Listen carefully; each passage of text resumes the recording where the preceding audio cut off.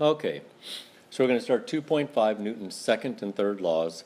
And if you recall, the first law was inertia, and that was just a resistance to change, and it needed and basically saying that a body moving or at rest needs an outside force to act upon it in order to change its inertia. So that's the key for the first law, just sort of an understanding of inertia. So, just some cases in point would be like if all of a sudden you're going around a corner on a car, and if we just took away all the friction, then the car would want to continue in a straight line, tangential to where the friction ceased to exist, and it would go off in a straight line. That's because there's no more external force acting on it, keeping it into a circular motion.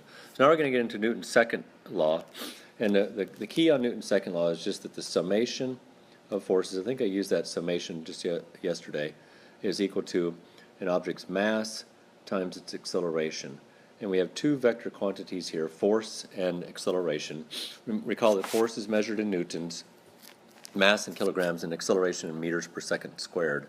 And so therefore, the combined units of mass and acceleration give you the unit of the Newton. So we've talked about situations in equilibrium, and so now we're just going to take this and apply it and start coming up with some solutions. So one of the easiest cases where you could apply Newton's second law is just in a freely falling object. So let's just take our free body diagram, and we say, okay, well, this object is falling down towards Earth, so therefore it has this weight, W. Remember, you can use W or mg, and so that's the force acting on it. So there's the force, right? That's mg, and therefore we can say that the summation of forces in the y is equal to mg, which equals ma. Agreed? Because this is equal to the force mg, so I substituted that in, and then if it's the same body, so that means that the masses cancel, and there, once again, proving that all objects, regardless of their mass, because mass cancels out in the absence of air resistance, would accelerate at a constant rate of g. Remember, g is also a gravitational field in newtons per kilogram. So, going onward, then we talk about that unit of the Newton. Remember, the Newton is the unit of force, and just want to clarify that it's basically the unit, I guess the fundamental unit of it is just that if you accelerated a mass of 1 kilogram by 1 meter per second, so 1 kilogram at 1 meter per second squared, so if you multiply those two together, you'd have 1 Newton, sort of to give you an idea. So the product of these two would equal 1 Newton, correct? So, okay, all right, going forward. So how does Newton's law apply to what we're doing? So let's just sort of separate the screen. And let's just sort of take a simple case. We've talked about the basics of free body diagram. So here is a box being pulled over the surface of a table. And let's just say that friction is present. So if we did our free body diagram, then we would have this force applied.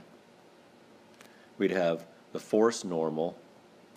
We'd have the weight of the object. And then we'd also have a frictional force. Now, I've purposely made friction not as great as force applied so that we can sort of work with this and see how this would look like in symbol form. So if I thought I could grab that, but I can't. That's okay. I'm going to take this over to the next page.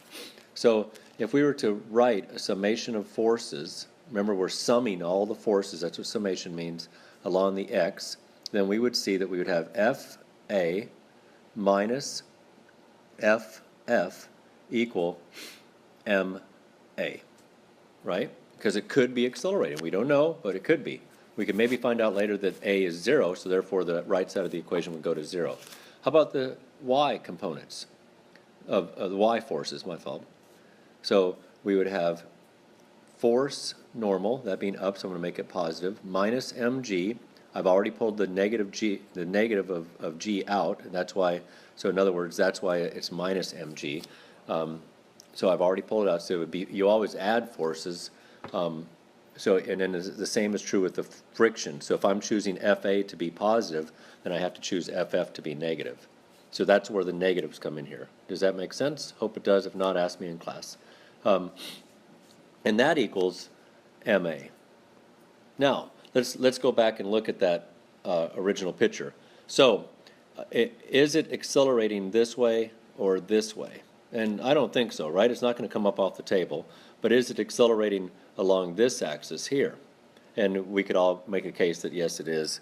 And so we can then we then can prove that a is 0 in this case, right? A sub y equals 0. So therefore, this side of the equation goes to 0. So we end up having this, Fn moving mg over, equal mg.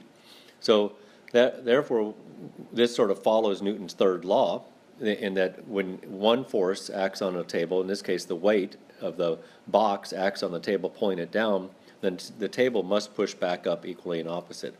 So this is sort of nice because now you know that you have equilibrium in the y, so therefore when you have equilibrium, these two forces, this one and this one, are exactly equal and opposite of each other. All right? Okay. So let's talk about this guy though for a second. Let's bring this one down here and talk about it. So now we see that we have FA minus FF. Let's just assign some values. So I'm going to say that FA, and you can write this down in your notes if you want, I'm going to let it equal 10 newtons, and FF equal 5 newtons, and the mass equal 1 kilogram. So FA equal 10 newtons, FF equal 5 newtons, and the mass equal 1 kilogram.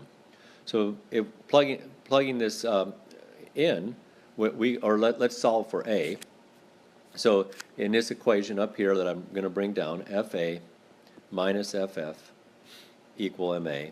Solving for A, we get, dividing both sides by M, we get A equal FA minus FF over M.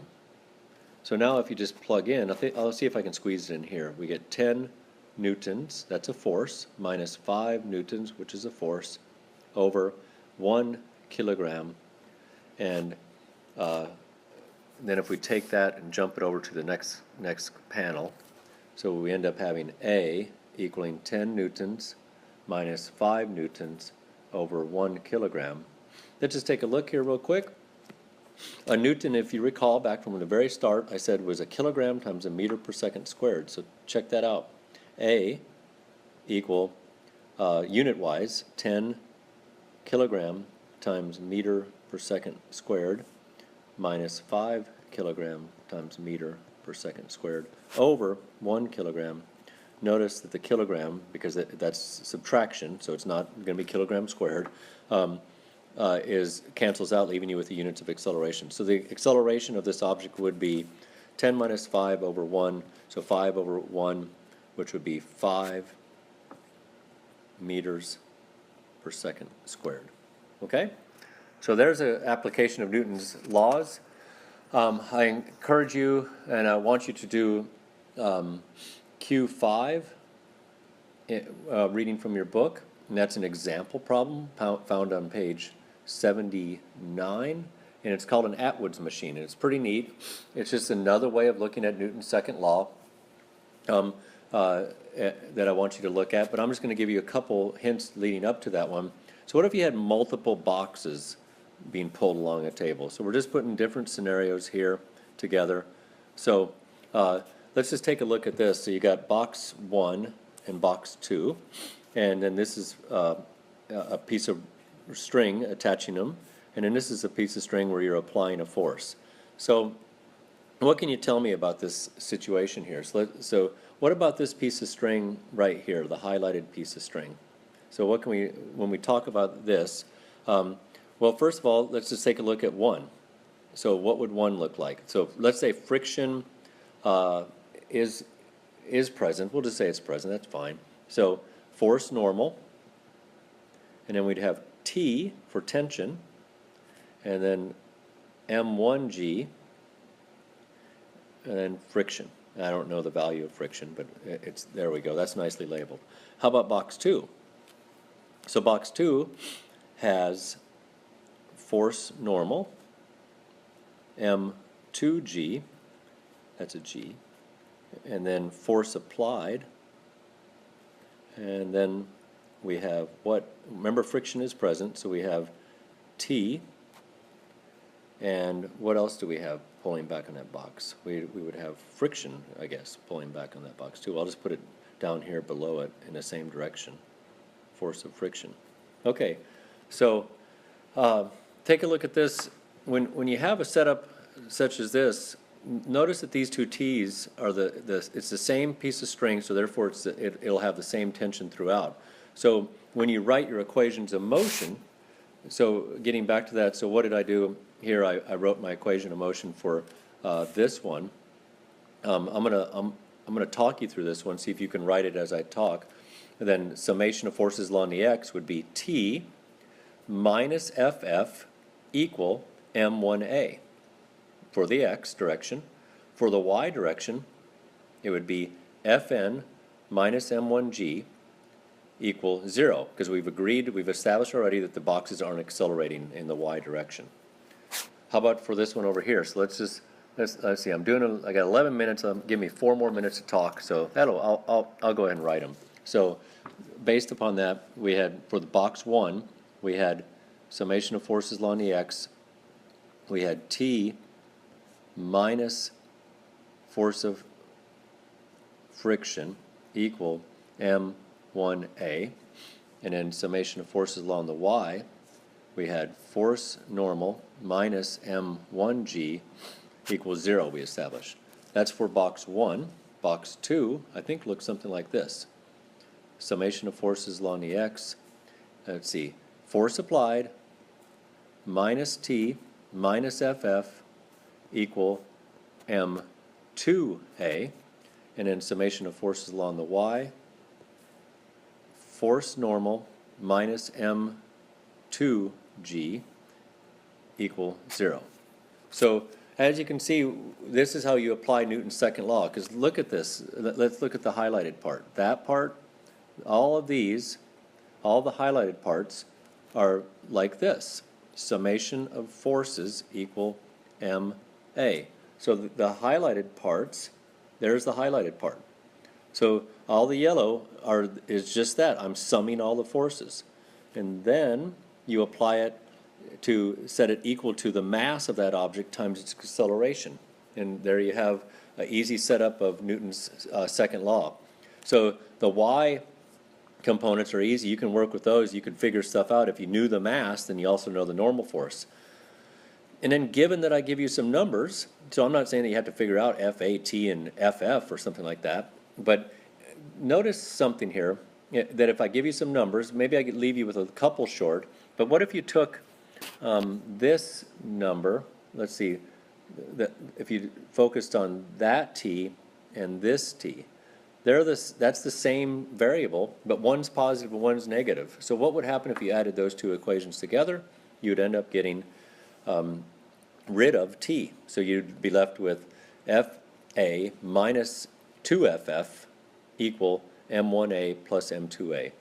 And I think I'm going to stop right there just so I don't get too far ahead, and maybe I'm talking too fast too. So I'm going to close up there, and we've covered about most of 2.5, but I think I want to just talk a little bit more about inclined planes. So I'll leave that for one more talk. Okay?